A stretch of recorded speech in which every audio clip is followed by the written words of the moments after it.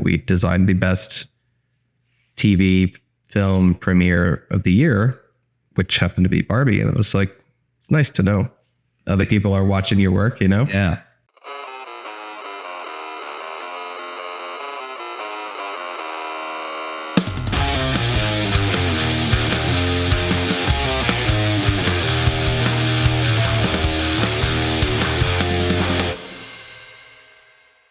Do I need to tell you about what I want to do with my hair? Or are you just going to do your face? Well, that's how it started off, Josh. Josh, what's working and not working? Well, I'm in kind of a pickle at the moment because I have to go and do something that's client facing, but I'm also in that dreaded middle stage of growing my hair out. I get very bored. And I mean, you know me for years now where I've had everything from bleach blonde hair to mohawks to whatever. And this is just something else I'm doing because I get bored. Everyone, he's also a self haircutter. He does all of this stuff himself. So this is your first professional interaction with a hairdresser since you said college? Yeah, probably years. Which was a while ago. We don't need to get into the details. Yeah, that's quite a few many moons ago. Yeah, I know you do a lot of stuff. So yeah, you've always had fun hair. So my question for you is, what's the goal of getting your hair longer? Like, what is the style you're going for? Did you see a photo? Did you see like a band? You go, fuck, I want to have something like that. Well, I mean, just in general, I think that the 90s are back, and a lot of men in the 90s had that kind of shag. So that's kind of like my phase one, right? My goal to try and get to that kind of dirty, messy shag, and then eventually just keep going and see what happens. You know, I don't really have any long-term goals, just to grow it. Can you give me an example of that 90s shag look that comes to mind for you? Like Ashton Kutcher or Tom Cruise, you know, something that's just kind of a little bit loose. Okay. Not very structured. Josh Barnett also have that as well. Yep. Okay. Making sure I'm getting the right short. I mean, right long. I mean, I can pull up pictures if you want to see a picture. If you have them marked. Yeah, absolutely. I did look at this. Oh, yeah, totally. Yeah. I get that. Yeah. My hair's not that long yet. Yeah. I just need to figure out like what to do in the meantime. Right. I mean, is it something like that? I don't know. Let's start off with what you do with your hair. You get out of the shower, your hair is wet. I typically don't have anything. Okay. Get out like my body wash, shampoo, face wash, conditioner, 5-in-1, you know, is usually all I do with it. I don't have to go into an office, so I just usually put a hat on and go to work. On the slight chance you are not in the office and you're not wearing a hat and you're going to like a party where they may or may not have bull riding. Yes. On the off chance. On the off chance, yeah. 4th of July party. That's bull riding. Right. Been there, done that. Yeah. Yeah. I mean, if I'm not wearing my Kiss boots, then, you know, I'm definitely going to try and like at least blow dry it. But my hair is very wavy, curly. So, it's a little wave, yeah. So, okay. I mean, I just took a shower not too long ago and you can see it's like, it's doing, you know, whatever. Yeah. Yeah. Are you opposed to product? No. Okay. Do you have product? I have like some pomades and waxes and clays and things that I use mostly when my hair is shorter, but you know, in this middle stage, I don't really know what to do. Have you tried playing with those products you have at this length yet? Not really. Okay. I was going to ask you after that, if the answer was yes, did you favorite one over the other? Because the intensity of the hold really changes when the hair gets longer. Yeah.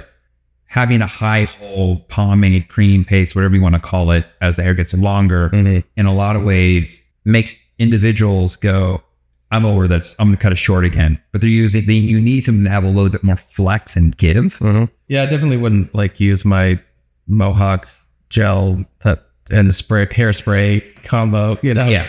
You know, a little bit of like a clay or wax or something just to help get some definition. Yeah. I think is a good idea, but again, I haven't really done much with it. To get more definition, you could do a few things. One, you could obviously blow dry it, which is going to give you more volume and fullness. So if you want your hair to be fuller and bigger, then blow drying is going to be your jam. especially with the waves that you have in your hair. The other option, if you're not a fan of how expansive your hair can get, like if this is too full for you, is putting the product in when it's more damp, and the weight of the water with the product, it dilutes the hold a little bit, but it also starts to give you more like that pieciness. That works for a lot of guys as well. And I always think about that because I would have clients in Newport, and their day job was very dressed up. Let's say they worked at Pimco investment banking, right? But they had like your hair length, maybe a little longer, the Tom Cruise shag. They would go surfing in the morning and they'd rinse off at the beach, and they would basically take the product, they'd towel dry the product in, and they'd run to the office, and then they would just change when they got in the office. And so that, and I was like, really? I'm like, that's how you get this look. They go, yeah. Like if I blow dry my hair, it's too poofy, it's too big, and they don't get separation. And there's something about these waves cannot be recreated with a blow dryer. Yeah.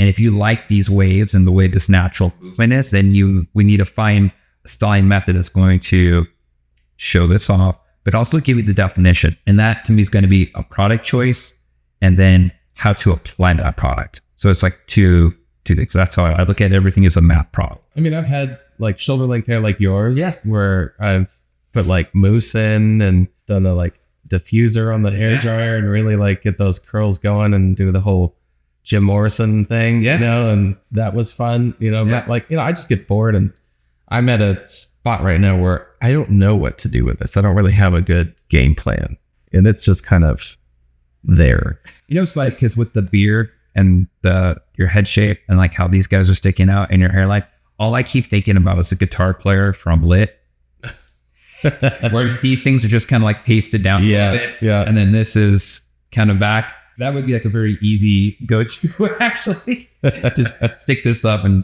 flatten that down and use a tiny little flat iron, and you'd be set. And you'd have hair that looks like it belongs in Lit. Yeah. Which, to your original concept, is very 90s. Yep. You want to get longer. So here's what I'm thinking. Let's not try to lose the length. And I'm seeing a lot more bulk and density here in the back. Mind you, like I am going in front of a client where I am basically representing my company as the creative director and designer, right? So it has to look cool.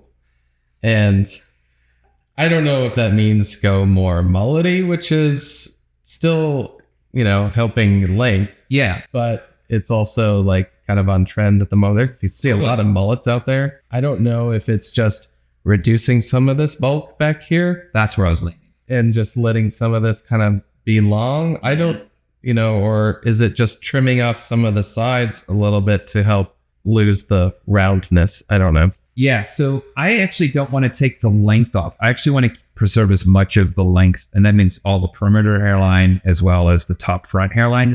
When it comes to the interior, I really think that here in the back, we could go through and take out some of the bulk. We're just going to do two things. It's going to give you that separation you don't have want, because there's just so much density, and we need to put short hair in it. So that way it kind of clumps together. Yeah. So you have this thick and thin. So think about like mountains, right? Yep.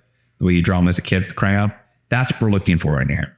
And if you get enough of that, they start doing this. Like I always think of flowers, like in palm trees. Yep. They stack. And that's what gives it that cool texture. Yeah. And that's essentially what I want to do throughout here. It's not about actually giving you a haircut. It's about just taking out some of that and then putting a product and style it so it looks fun and cool. If I actually think that doesn't take much to do. I may go through and put the product in when it's damp and then blow dry it in. And that creates another option if you're not opposed to occasionally using a blow dryer and a brush. Nope. The heat. I have to blow dry my face every day, so I don't have to waste that. Just get a ShamWow. Yeah. If you add heat to a styling product like that, the heat actually helps melt the product. So it's going to loosen the hold, and it usually increases shine too, which is going to give you more of that separation. And that you have dark hair, when you put product in it, if it's semi-matte or matte or even slightly shiny, it always seems to dull the hair. And shine also works better with separation. You see it more. So are you okay with that? Yep. Right. Sounds good. Work your magic. Magic. What is it that you do? Because let me rephrase this. Let me ask again. What is it that you do that I can't seem to explain to other people? What it is that you do? I don't know. I don't even know how to explain it. I'm my official title is Senior Creative Director of this creative agency that's bi-coastal LA, New York. And the bread and butter of the company is entertainment, mostly red carpet premieres. But I do a lot of set design, or essentially, and I work with the studios on figuring out the best way to market their new film or show, and basically turn a lot of their artwork into an experience that people can walk through and get photographed in front of. But my job is a lot more faceted than that. We create a lot of different types of events. Okay. Anything from like branding exercises to product launches to experiential stuff. We do a lot of different things in the same house. And so part of my job is just purely using my brain to figure out new and exciting ways to work with our clients. So in a nutshell, I'm a designer that does a lot of different things. It's almost kind of like it reminds me of the original concept of Bauhaus, is that all the artists had to learn the different forms of art in order to be a well-rounded artist. Like, they may make furniture, but they also have to understand a little bit about music. And well, that's me in a nutshell. To me, I don't know why more art schools aren't really geared. I don't either. And entertainment design is a huge area that I feel is majorly overlooked in all art schools. But I have been every different type of designer that you can imagine. Art designer? I have worked for automotive industries. Well, you have designed a car. I haven't designed a car per se. I have a feeling if you did design a car, the color scheme would be black on black on black on darkest black on darkest What black. gave that away? Well, today it's weird. I didn't even recognize it was you. You're wearing blue jeans. I know. And usually you're wearing those like black army cargo pants. Yep, got that. And I was like, oh my God, Josh is wearing blue jeans. Hell is freezing over. The reason why I was late is because I was doing a little laundry and all the black stuff is just in the dryer. Like one of 3 loads of black stuff we do in our household. I think it's funny when everyone always talks about how hairdressers love to wear black. And it is an industry joke, and it's true. I'm just not that one. I'm like the contrarian. I'm like, give me color. And it's funny, it's because when I was younger, the salon I worked at, in the summer, you had to wear, like spring, summer, you'd wear all white. Mm. And then winter, fall, you got to wear all black. And I hated spring, summer. I bet. But now that I'm older, there's something really fun about wearing all white. And I think because it's expected of me to have all black, like it's expected of me as a hairdresser to have tattoos. Well, I mean, but the joke about hairdressers is like chain smoking, coffee consuming, covered in tattoos, wild hair. Yeah. And like that's a stereotype. I think it's funny because you fit the stereotype, not the smoking of the cigarettes. Not anymore. Yeah. The stereotype. No, back to talking about the types of design. Yeah. I have been every type of designer where I actually was designing a men's fashion line. Really?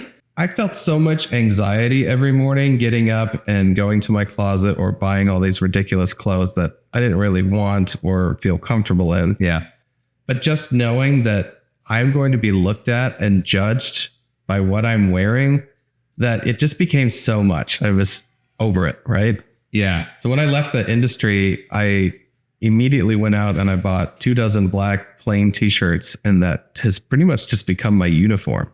And I'll change my jeans up or, whatever I'm wearing it, but it's usually a black t-shirt and something else. By wearing something so nondescript and so off label and off branding that clients when you are meeting with them, they can't really figure out what your personal ankle is. Yeah. I mean, if you walk in with a black t-shirt that has a logo on it, you know, you automatically start getting associated with whatever that brand stands for. But a blank canvas just really kind of means you're open for anything. That's how I look at it. I don't feel like anything really prescribes to me because I'm always changing. Even my hair is always changing. I think hair is an expression of who you are, as it can be. Have you always had a love affair of having wild and ever-changing hair? Or is it something that you grew into as you started really getting more into your career of design and looking at hair as part of, oh, that's design? Yeah, I think the first time I let one of my friends dye my hair in high school, just kind of unleashed the beast. You know, what was it? Let's see, this was the 90s. So it was probably like a cherry red, purple, auburn, brown color. Scott Weilandish. Yes. It was supposed to come out fairly, you know, subdued, and it came out very purple. And I loved it. And from then on, it was kind of like, well, I think I've had every color of hair in the rainbow. I had some favorites, which are like Elmo red was always really good. What makes Elmo red different than like a Ferrari red or fire engine red for you? Why Elmo? I think it's a little brighter. Okay. But then I've done, you know, the ombre flame, you know, where it's like blonde at the bottom to orange to red tips, you know. And are you sure that you just didn't bleach out your black hair? And it was a lot of bleach. And then I remember specifically painting on Kool-Aid, you know, on the top. I did Kool-Aid. Yeah, to get that.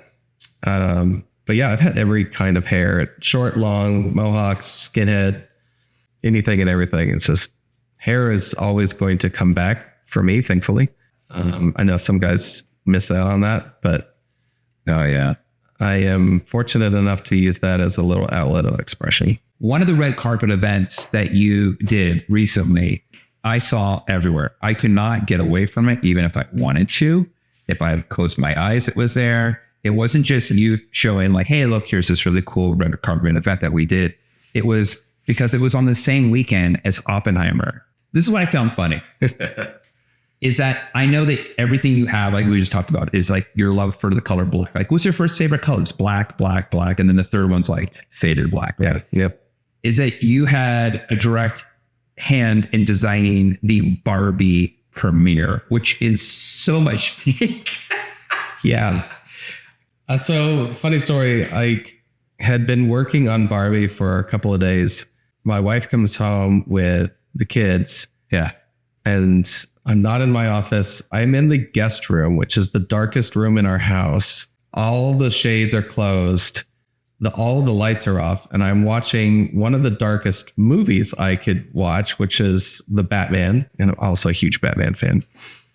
And I'm covered in a black blanket with just my eyes peeking out. My wife says, "What's wrong with you?" And I said, "I have been staring at 70 different versions of pink for the last 3 days. I need to feel like myself again." But Barbie was actually really cool. I got to work very closely with the studio on the original production designer's vision for their sets and pulling apart very specific colorways and versions of pink and using them appropriately to really layer in the look, which is something I'm a big fan of anyway, but to work so closely hand in hand with, you know, another industry professional, it's really nice. A lot of times, because of the sheer volume of work that we do, a lot of it comes down to just instinct. Okay. And I'm flying by the seat of my own pants, just trying to figure out what works. But to be able to work with the original filmmakers and get their creative direction involved in it, it's a big compliment to me. I'm not that designer who is all ego where it has to be my way. I always think that more heads are better than one. Collaboration is key. Who's the concept to put a box where everyone can just be Barbie in a box? Was that the company you're with, or was that something that the studio had already had in mind? So we didn't have that on the red carpet or the pink carpet. We had Barbie's car in a box. So we worked with Chevrolet on their new EV vehicle that was displayed in the movie, but also on the red carpet.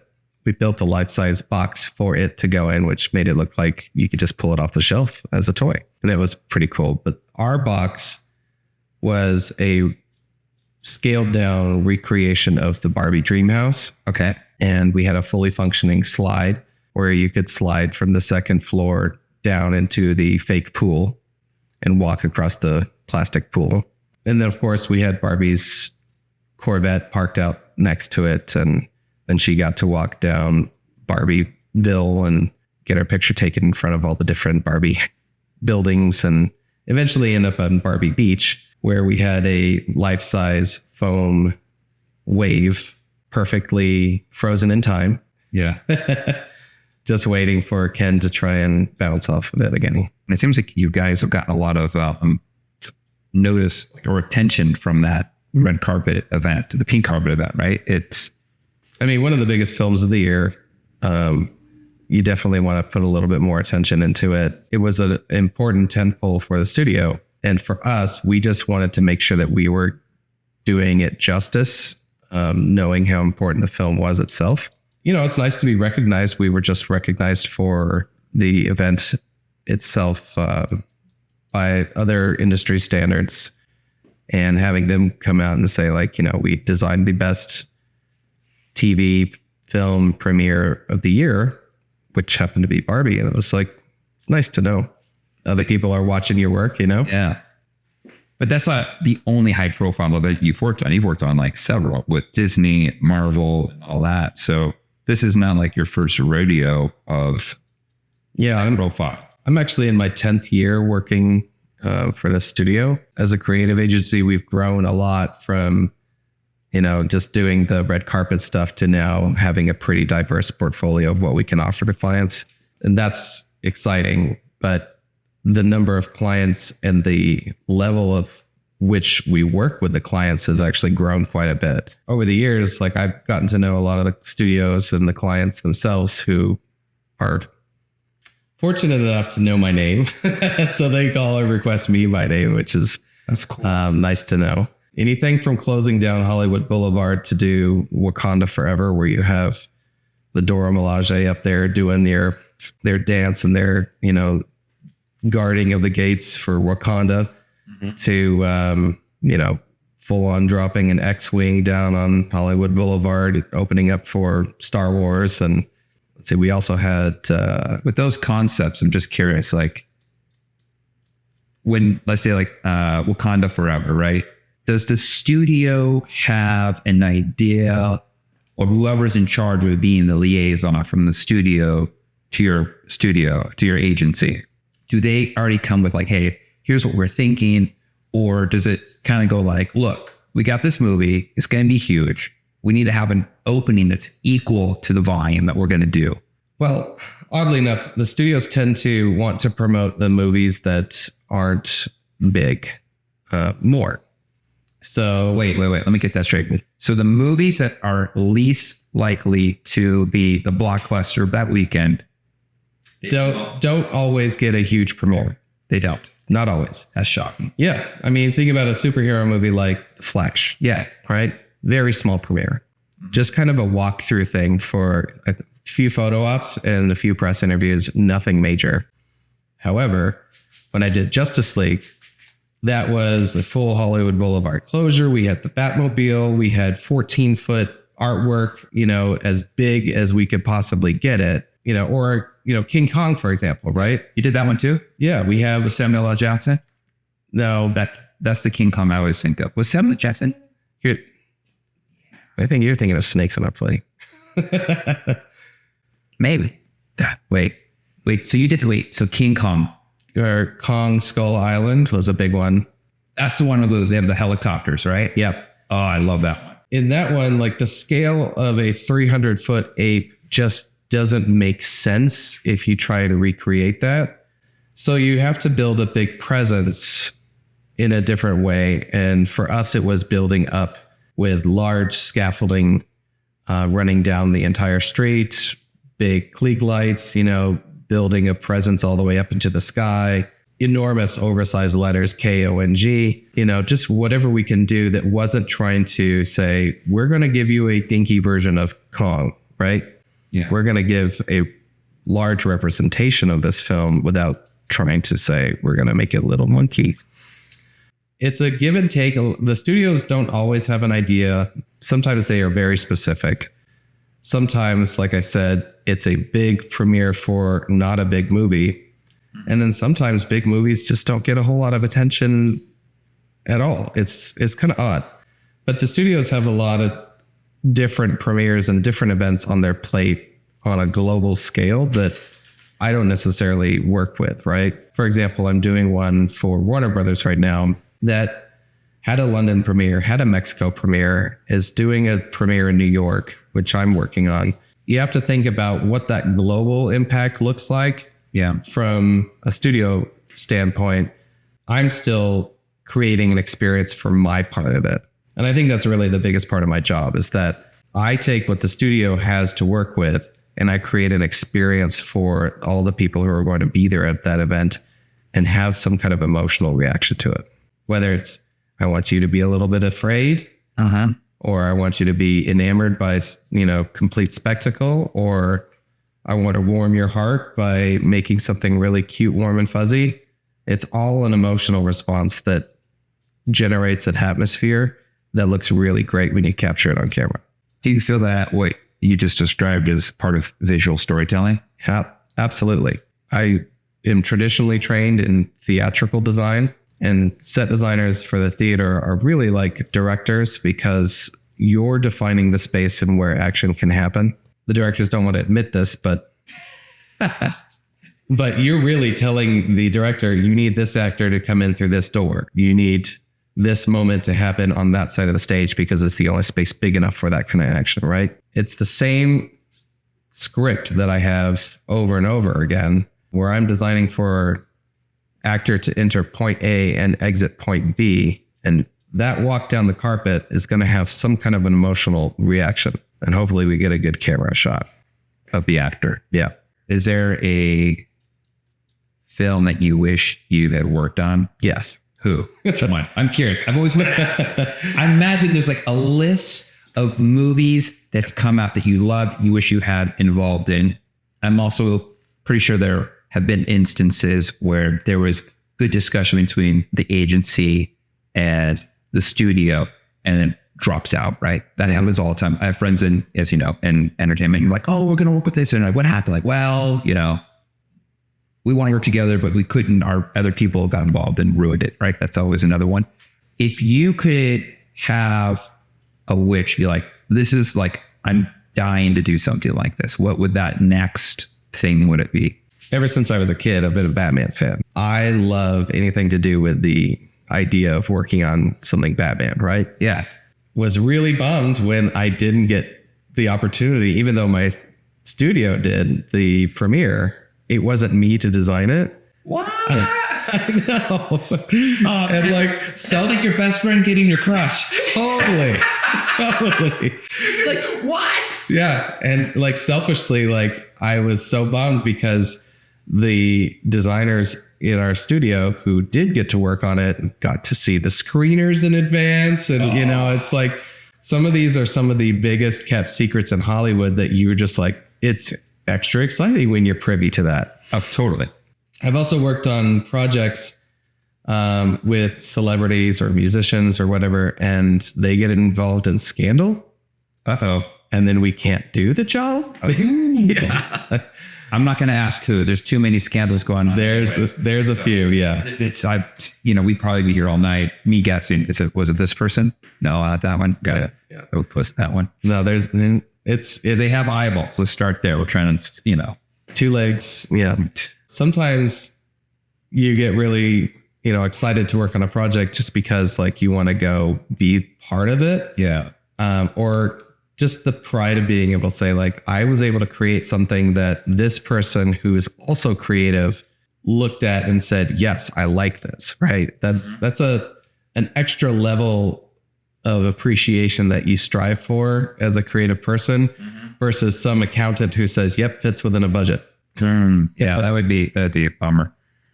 But, there's always like give and take too with the marketing teams who I think more or less like some of the studios think like, well, we put so much money into what we're advertising these films to look like.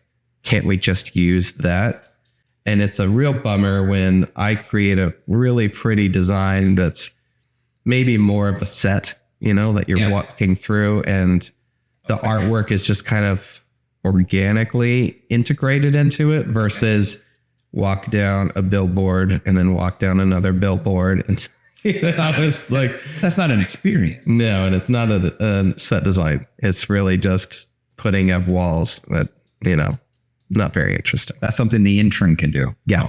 So all in all, there are a lot of ups and downs, a lot of fun moments and successes that you really just kind of say like, yep, I'm going to save this one for the portfolio. And a lot that, is just kind of like churn and burn.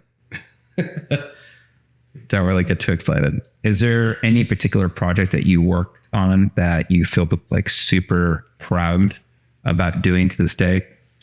I mean, I guess you could say Barbie because of the recognition, but hang on. Well, I could say Barbie just because it put you out of your color. Yeah, it's so not me as a person. And then here I go, my daughter just turned 4 and she has a Barbie birthday and I have to do the same thing to the house. I had to turn my whole house pink. Well, how lucky for her, she kind of has a one-up on everybody who's trying to do a Barbie party. Oh, the Barbie box I made her was top-notch. It had interior lighting, custom painted. Yeah, I mean. Did you actually get the correct color Pantone to match it? I mean, what do you think I do here? I don't mess around. You don't mess around. Yeah. You don't half edits. You full edits. Yes. Yeah, both cheeks. It's nice that I had like all of these extra tools in my toolbox, and experience with working with 70 different types of pink, to know exactly what I'm doing for my 4-year-old's birthday party. That's funny. Plus I got to wear a fur coat, and who doesn't love wearing a fur coat, I stood at the front door and welcomed everyone to the party, greeting them as Ken or Barbie, no matter who they were. I think Ryan Gosling is just one of those actors who he can do anything. And yeah, it's funny to see him do the dance routines, but then you remember like, oh, he was a Mouseketeer, so he can dance. Yeah. I'm surprised he got nominated and won for a song. Like the guy can sing. Heard his band? No, I haven't heard his band. Oh my God, Ryan Gosling's band is awesome. Really? I didn't know he had a band. Yeah. He has a band. So this is what made me start going, okay, this guy seems a lot cooler than just picking cool movie roles. Mm-hmm. And he always just seems like a cool guy in the interviews. there's something about him that you go, I want to be your friend. He has a band called Dead Man's Bones. It's cool. It's not crazy. I don't even know. I don't want to call it rock music or like, it's definitely indie. Mm-hmm. There's a lot of acoustic.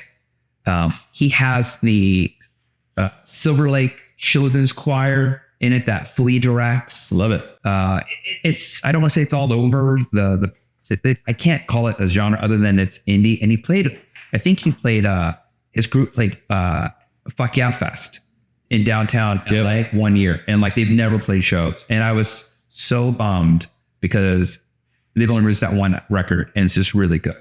Those records that come out in a time of your life where you go, it brings you back to like a good time, hopefully, right? 100%. It's one of those records for me. Yeah, I'm one of those people that I can't start doing anything without music. Yeah. And it's usually has to do with what do I wake up with playing in Josh Radiohead, like with your station. Yeah. What's on my station when I wake up in the morning? And it's a necessity for life, just like air. Music for me sets the tone for so many things from cooking to, I know it sounds really lame, but you and we both have 2 kids and we get stuck doing the laundry. Yep. I do. And I don't want to say I get stuck doing the laundry.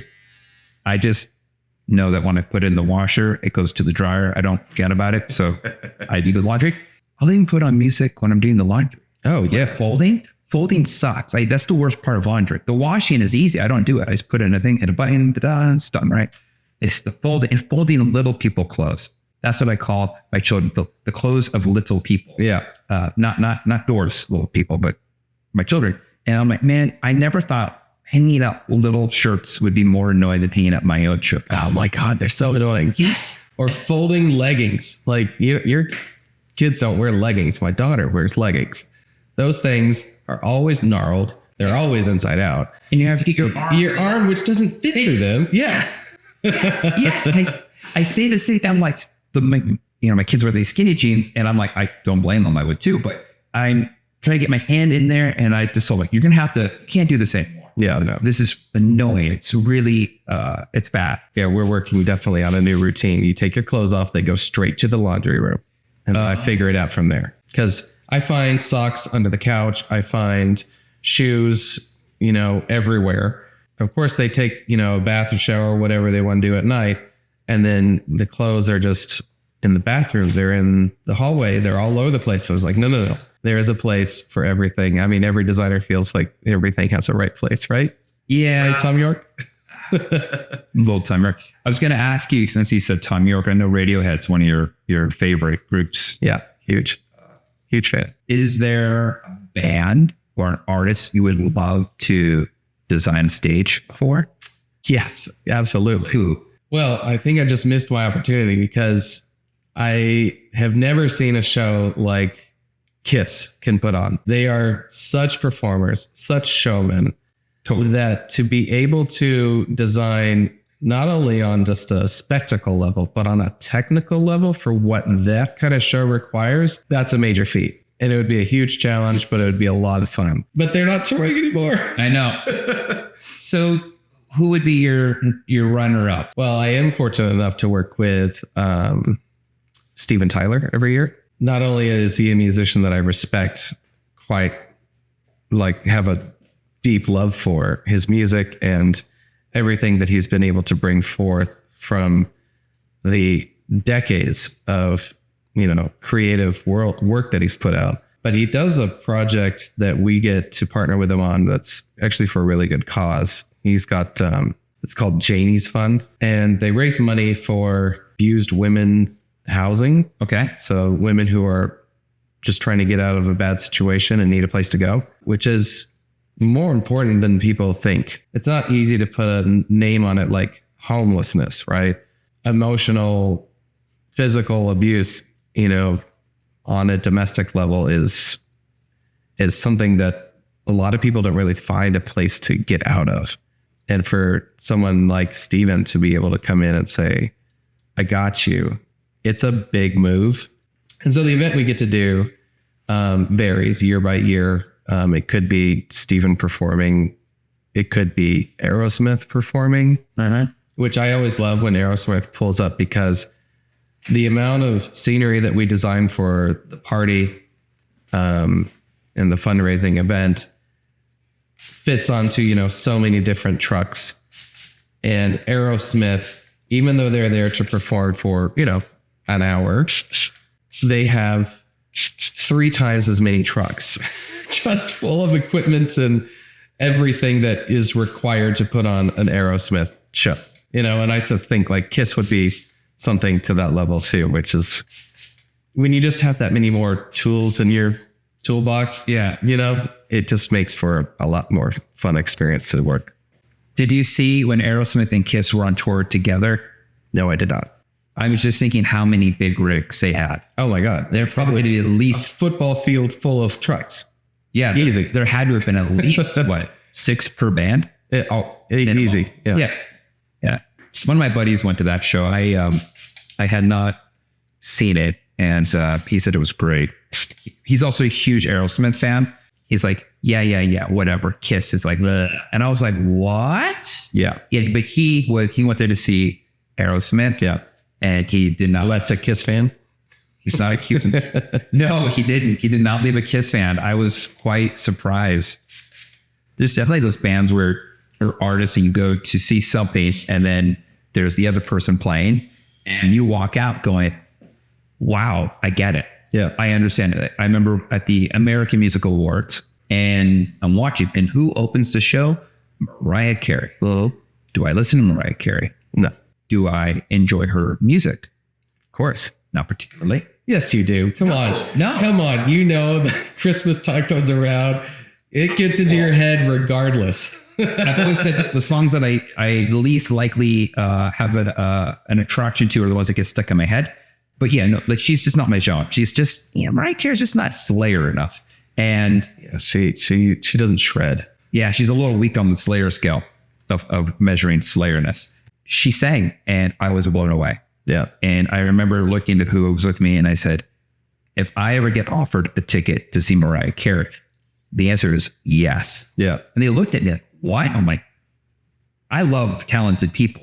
And this is when she was hitting the notes that only occur in the movie Splash. And I was like, holy fuck, this chick can sing. So I know, but it's just something to hear that thing, hearing somebody sing like that live. yeah, I mean, It's like, how does the human voice do that? yeah, I don't get it. it's like when you hear it off a recording, you kind of expect there's a level of, electronic element that goes into perfecting that sound that you're hearing. But when you hear it with a naked ear, that's very different. Totally. I remember I was working, I used to be in live TV for a while. This was the Emmys. Oh, wow. And this was during sound check, and I had to bring something out to the music director because they were learning how to get their sound right as a band and get all the mics placed properly, etc. So that they can mic it right for the show. And being that I was working for the producer of this show, I knew everything that was going to happen, who was going to be there, etc. And I knew that Sarah McLachlan was going to be singing the In Memoriam section of the show. Am I a Sarah McLachlan fan? No. Do I listen to Sarah McLachlan music? No. Only when the commercials come on. But do I know what Sarah McLachlan's voice sounds like? Absolutely. Yes. And here I was. It's like 2 days before show day. Yeah. So the stage itself is very busy. There's a lot of commotion going on. And I'm walking literally across the stage and I'm like, man, the acoustics in this Microsoft Theater are just so good because it sounds like Sarah McLachlan is right next to me. And she was. She was doing her sound check and she was literally behind me. And I turn around and I'm like, oh my God, I'm sorry. I hope I didn't mess that up. Yeah, she sounds incredible. Like her voice, like you're saying, what you can do with a human voice to make those sounds and you're hearing it with your naked ear. It's a different experience. Would you ever want to design a set for Radiohead? Yes. Yeah. Yeah. Of course. I mean, but they're so into their visuals that from a set design standpoint, it wouldn't be a lot of work on my end. It would be more an artistic expression exploring what that visual is, right? Yeah. Actually, one of the coolest things that I've seen Tom York do is he went on tour by himself. It was him and Nigel Godrich who were on stage creating music live, and they hired an artist, a visual artist, to come in and do representations of the music live on screen. Kind of like, you remember how we also used to listen to those like MP3 players and turn on the visualizer, right? Oh, yeah. So it was a guy who was creating artwork like that was responsive and interactive to the music that was happening live. Okay. But he was also generating all that code and creating imagery live. That's crazy. It was insane. I think his name is Tarek Bari. To be able to have that much mastery and control over a medium I have no idea how to use, that is just really impressive to me. Creating a really good light show. And I told you before, I'm not a lighting designer. Yeah. But to create a good light show and what kind of visual journey that would go on, and how that would adapt song by song and from the beginning of the show to the end of the show, the beginning of the tour to the end of the tour. What story are you telling every night? That's all very exciting. Would you ever want to work on one of those musical productions like the Michael Jackson production or Broadway? Well, what I'm seeing a big trend in music is actually a lot more storytelling and scenic design than we're used to. One of my favorite set designers, her name is Ez Devlin. She does stuff for, big names like stadium sellout type shows like The Weeknd and U2, Coldplay, that kind of stuff. But she's been, I don't know if it's her idea or the artist's idea, but she's been fortunate enough to be able to take more of a storytelling, creative approach to the stage design where, there's full on sets and coordinated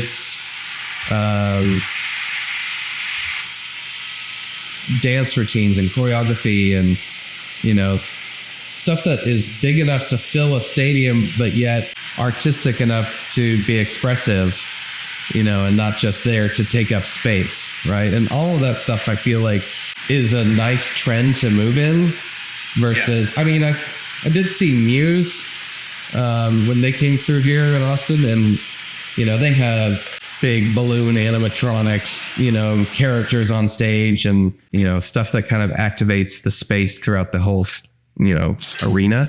Yeah. Their take on it was still, to me, very much like a show, a theatrical performance versus an art piece that you're walking through and also living a story, right? So that kind of stuff is very different, and it's a cool trend. She also, as did Adele's tour, and she opened the show with Adele's eyes projected on this huge screen that covered 2 diagonals across the stage. As the show was starting, people are coming to their seats and everyone's kind of getting situated. Adele's eyes are closed and then her eyes open, and that's when the show begins. Just that moment of like that human connection that we all have, being able to look into someone's eyes and know what that means when their eyes are open. Mm-hmm. It's like, okay, I'm ready to get into this. And Adele, same like Mariah Carey for you. It's like, I'm not into her music. I don't really listen to it a lot. Talented. Insane voice. Yeah. But her music itself is so human and, emotional and connected that I feel like adding that element of looking into those eyes is just another way of really connecting with the audience that, it was beautiful. Would you ever want to work with an artist that were to work at this, that has a residency or show up the Sphere? Yeah, sure. Imagine your ideas on a 360 screen, We're gonna play the land of big dreams and make believe real quick. Yeah. If you could pick an artist and that the venue is the Sphere and they're saying, we're coming to you because of what you do, and we know what you're capable of. We know what this is capable of, and we want to exploit both the creativity of you and what this can handle.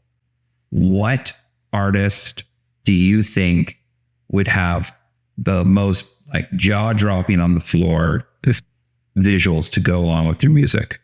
Well, first of all, I'd have to clean my pants, because if that ever happened,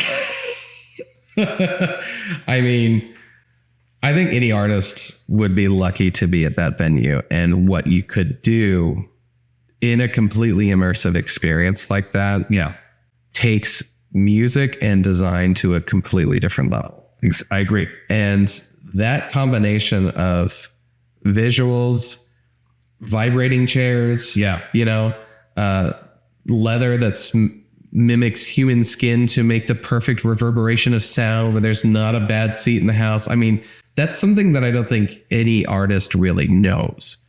And to be able to experience a project like that, I think any designer and any performer would be very lucky to be part of. So you couldn't pick a band that you love. I think any band. Yeah. Green Day. Of course. They're already very visual. They put on musicals, right? Yeah. Rock operas, but do you think Christina Aguilera would be able to be as compelling as, let's say, somebody who has probably more of a storytelling if like Pink Floyd got back together, not just Roger Waters, but like The Wall. Like I see the Sphere and I go, I want to see The Wall. Oh, of course. Yeah. But that was also a visual movie that we got to see growing up, right? But I didn't get to feel it Right. the way you would in Sphere. Yeah. I mean, I saw when Roger Waters. But I'm saying a single voice in that space is going to be different. Yeah. You know? So Christina Aguilera would with her voice. Yeah. That was a very PC answer you gave. Very politically correct. I mean, But I also get your point is that if you're dealing with that caliber of artist, yeah. it doesn't matter. Pipe dream wise, of course, I would choose any of my favorite bands, you know, like Radiohead, for example, right? We talked about them. I actually think the groups that I'm hoping will do that are Radiohead. And this may sound like a lit out of, I mean, it's in my world of metal, but in hard rock is Tool. Tool would rock that place. I just think like, but then again, think about a performer like Rob Zombie, who is such a good storyteller Oh my God. and a very visually invested performer, right? yes, That is just a completely different experience than a Radiohead would be. I just happen to really know Radiohead music, Yeah. the lexicon that they've put out to the world, right? Yeah. So to me, again, that's just more tools in my toolbox. yeah, there's so many of those great bands that could do such an amazing visual storytelling experience. Nine Inch Nails comes to mind. Oh, when Trent did that scrim cage around the band where they are projecting imagery through and inside the box. Yeah. I mean, again, different experience with rock and roll, right? And how that translates to a visual experience for the audience, insane. What that does in a 360, I have no idea. I don't know. Mind blowing. I would also like to see somebody like I'd like to see what a rapper or hip hop group or individual would do, because so much of the lyrics are storytelling. Like, could you be in the world of the mind of the person at that time? So much of country music is storytelling. You know, I'm not a country fan, but same thing. I've always said country and rap, and they're now merging together. It seems like an unlikely merging. But if you think about the original country western singers, and you think about original rappers, they were outlaws. Yep. They lived outside of the law. Yeah. So this The real old school country guys. Really? Oh yeah. No, yeah. Not the new ones so much. No, pre Johnny Cash, like Oh, we're talking Waylon, Yeah. Haggard, which is my favorite era of country, because the things it was a very rock and roll era for country. but they talk about things they knew, the things they witnessed, the things that they lived, and that's to me like a lot of the early rap. And then now I can't say all rap today is at the same excitement for me. I don't understand the mumbly stuff. I feel like a lot of modern hip hop is very lazy. I also feel that way about a lot of pop music, and I also Absolutely. country. There's a formula. They figured out the formula, and And it came from Sweden. I mean that's real. That's greatest songwriters. You know why? Swedes are required to learn a musical instrument in school, Yeah. so everyone plays music. Yeah. And the Swedish music style is happy music, dark lyrics, dark music, happier lyrics, and I think it has to do with the weather. Oh, absolutely. I mean, when I studied in Prague, Oh God. talk about a depressed people all wearing drab clothing, right? But the theater there is government subsidized. So all of these students grew up going to see opera, ballet, high culture events that are usually reserved for the privileged in our society. Yeah. They get to learn the language of theater. Yeah. They learn how to interpret things that they see on stage. Much different audience than if you were designing for Americans. I need to ask you a question. Yeah. I pulled back this kind of stuff to kind of show the ears a little bit, and it kind of gives you this more of this mullety kind of vibe. Can we do that? I just want to cut this piece right here. It's going to grow back so quick. So if you're growing it longer, all of this hair will grow and this will catch right back up. Yeah. Whatever needs to happen so that I look good, that's and then I need to be able to figure out how to recreate it. I don't mind the wispy stuff. I know, but if you do it, it'll just look a little bit more like shaggier like this, which is so cool. Yeah, because it's gonna I think this part over the ears needs to stay. What I'm asking for is a little deliberate shortness right here, that little bit of intention says that this is not because you have not gotten a haircut. It is a intentional style. I like that. Okay. Like if everything is so highly textured and you have one element balanced out on both sides that is deliberately not highly textured and stronger. Yeah. I love the little bits of intentions because it does change the way everything is. So I go down that rabbit hole of music and set design, but you and I talked to a lot of conversations about music before. Yeah. And I keep thinking about the sphere, how everyone's going to see U2. Well, I hate U2. That's it. No, They're just so trite to me. Like, I've never really liked their music. I understand that a lot of people do. Same with, Coldplay. But, it's what makes horse races. To each his own. I can honestly say that I'm not just a fan of a band. And those are probably bands that I'm like, oh, I don't love everything they do. But there's one song by U2 that every time it goes on, I can't help but turn it up. Beautiful Day. It was, And it's maybe telling that I proposed to my ex-wife when a U2 song was on the Muzak at the restaurant that we were at. And the song was, I still haven't found what I'm looking for. oh my God. Never forget it. That was some foreshadowing. You're like, weird song to come on at this moment, Yeah. Yeah. That's awful, but funny. I know. Yeah.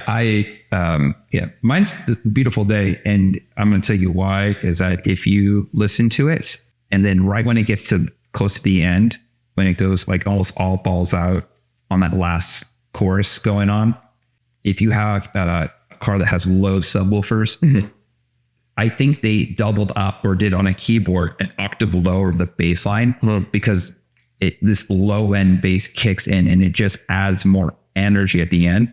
And I want to see with them live because I want to see what goes on because they're only playing a 4-string bass, but there's no way they're doing that unless they, have it tuned all differently. But that song. Well, they're actually on a soundtrack that I don't know about you, but to me, movie soundtracks can be like you talked about. So like era defining for you.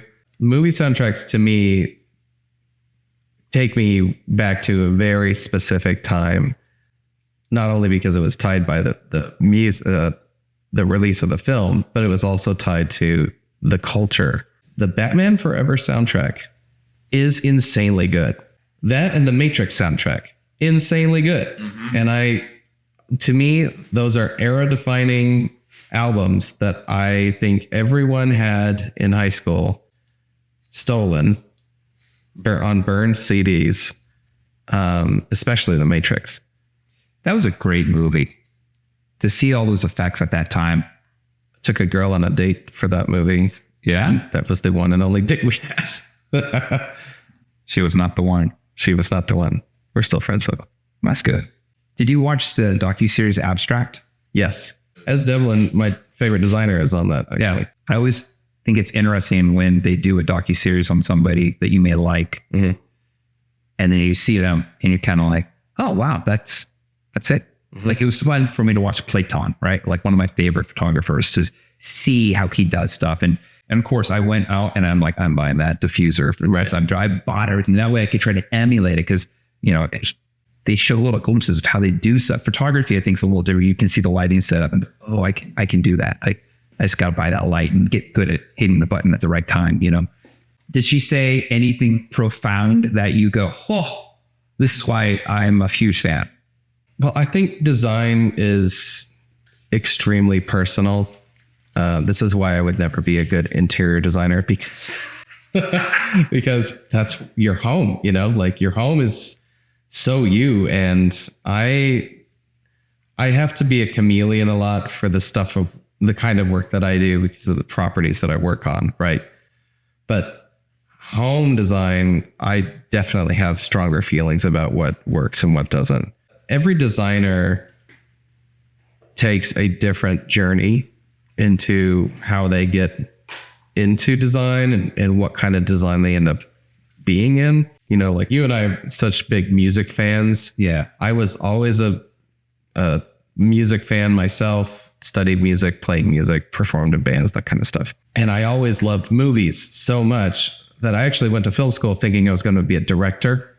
And then I started making movies and I'm like, I don't like making movies. So what is it about movies that I like so much? Well, film is such a beautiful blend of design and music that I had to realize that I just love the way film looks, and the way that the music interacts with me on that film makes it a different experience. So I started studying design, really found what I'm supposed to do with my life. You're lucky that you found that at an early age. I think a lot of people, even now, don't really feel that they have found what they're looking for. Yeah. To reference you two comment earlier. I mean, okay, so like how old were you when you had that like, oh, this is what I want to do? How old were you? Well, I definitely thought I was going to film school to become a director in high school. Okay. And then you've discovered that you want to do. And then when I started making films like freshman year in college, like I was like, this sucks. So I don't like writing. I'm not technical to work with the cameras. I really don't like working with actors either. So it was trying to figure out like, what do I like about film? In fact, I went to my film school dean and I said, so I'm in film school and I realize I'm a designer, but I've only got this one art direction class that's not really setting me up for success when I graduate. So can I do something else? And I customized my curriculum to study in other schools on campus, like the animation school and the theatrical school and the fine arts school, to really kind of well-round my skills. Otherwise, I don't know if I would have a chance. Do you think that, again, that Bauhaus approach to just being exposed to more kinds of art? 100%. Like in my daily job, I have to do so many different areas of creativity and creative direction, whether it be, you know, simple like graphic design or, you know, set design, which I can do in my sleep, right? But product design and fashion and lighting design, sound, you know, all of these elements that go into making a memorable experience for people to walk through, all of that stuff is definitely part of where my toolbox grew. Having all those different areas of design to work in make me who I am today. You're lucky that you're able to have customized your curriculum. Yeah.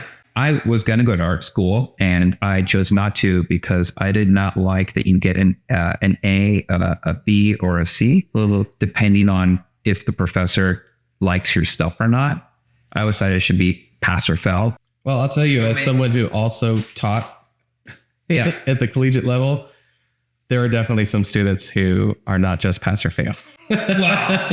You could tell the level of effort that goes into it, right? Even if they just did the job. Yeah. They don't necessarily do it well, or did they learn anything by doing the job? And that's really what I found the biggest difference in the students.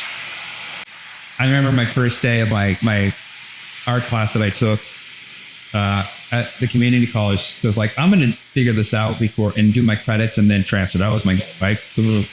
My first day, the teacher said, I would like you to draw your hand, add your name on the corner of the paper, and then leave it here when you're done. And then I'm not kidding, he put like his feet up on the desk and he started reading a book. Yeah. So everyone's taking their time, they're drawing, and they're trying to make their hand look realistic. I just traced my hand and I turned it into a turkey, and then I turned it in. The next week, it was, he had this tricycle and a plant, and he had it in the center of the room. He goes, do not move from where you are. You're going to be drawing this. And I was like, okay. And he had the light on, so it had shadows or whatever. Yeah. He said, you have to draw this. There's one rule. You can, once you put your drawing, implement, drawing pen, pencil, whatever on there, you cannot take it off. Mm-hmm. I had done this in high school because I had a really awesome high school art teacher, and it was Vicky Correntio. She's the greatest one. Joanne Tremonti for me. She is amazing. Exactly. And so I'd already done this. So what did I do? I grabbed a pen. I think I even grabbed a Sharpie. I love drawing Sharpies. Bold. Yeah, well, yeah, it's like, go big, go home, right? So we're drawing. And of course, I remember, everyone's drawing their tiny little tricycle on this huge sheet of paper that he gave us. And I thought, I'm going to take the lazy way out, but I also know about filling in the frame, which is a composition thing. So I'm touching, I'm like, all right, I'm going to hit 3 sides of the paper. And I'm going to draw the tire really big. I'm going to just kind of zoom in, visually crop on something. So I'm drawing this crazy thing. And we have to put all of our, it was like time, like 15 minutes they put on. Then we all critique each other's work. And it came to mind because they said, does anybody stand out? They go, yes, this one. Everyone drew it horizontal. I drew mine vertical. And I drew mine off the page, basically. Yeah. And he looks at me, goes, I go, who is it? I go, me. He goes, what's your name? Ted goes, the turkey hand guy. And I was like, yeah. And then afterwards, class goes, I'm going to talk to you after class. And he's like, why are you in this class? I go, why? He's like, I go, they forced me to take this. He goes, it's stupid. And I remember I had the idea that I wanted to do hair in that class because it was right on Halloween. I was like, I should maybe do this. And I told, his name was, I think, Gronek or Bronek. I don't remember his first name, his last name was like that.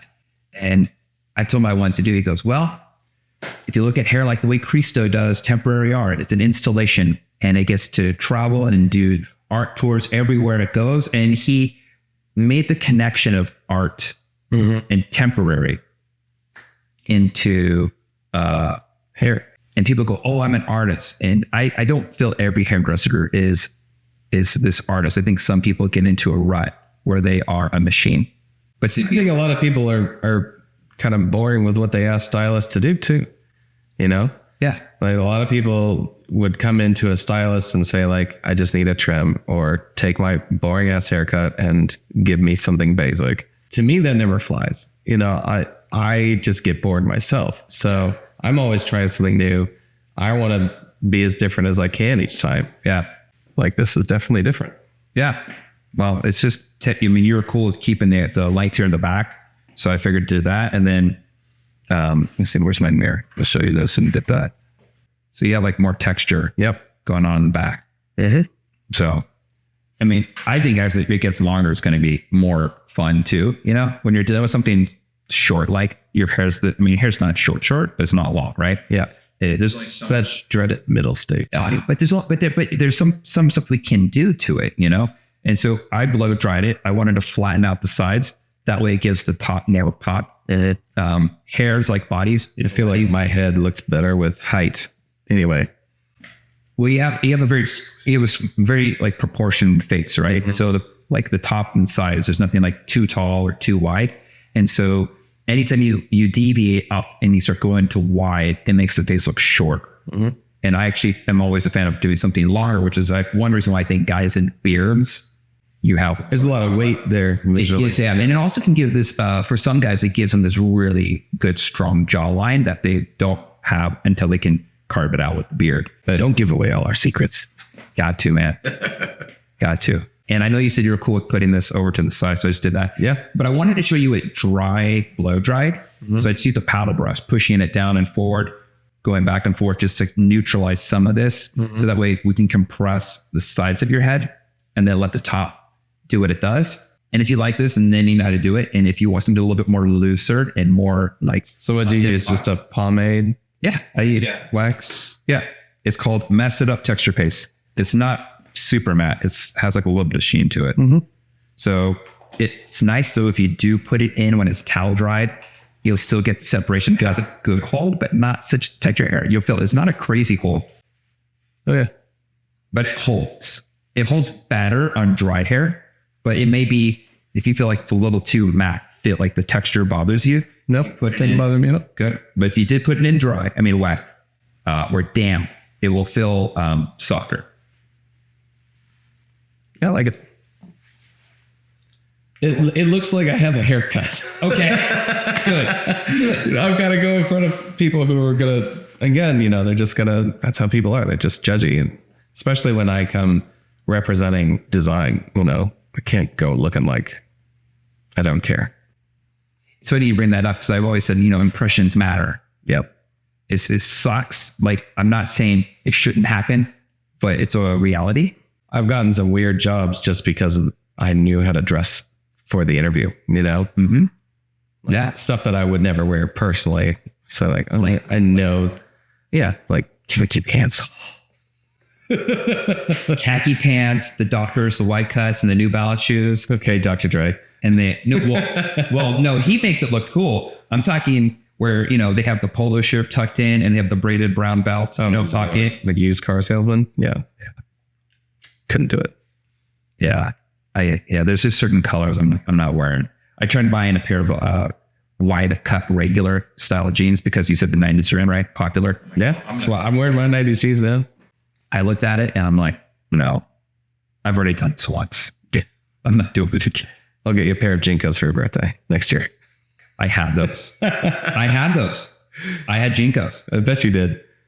I've always been like, hey, it's fashionable. I like it. Let's do it. I've never let the fashion stop me from like whatever I think I was going to see like bands like Pantera and actually particularly bands like Static X and Fear Factory. And I was wearing like Jinkos. I was the only guy show up. And your ball chain. Totally. You had the ball chain. Yeah. They connected to your wallet. Yep. Yeah. And then you have those here. And then they also have the chokers as well. Yep. And if you can get them in a different color, that was like a wild thing at the time.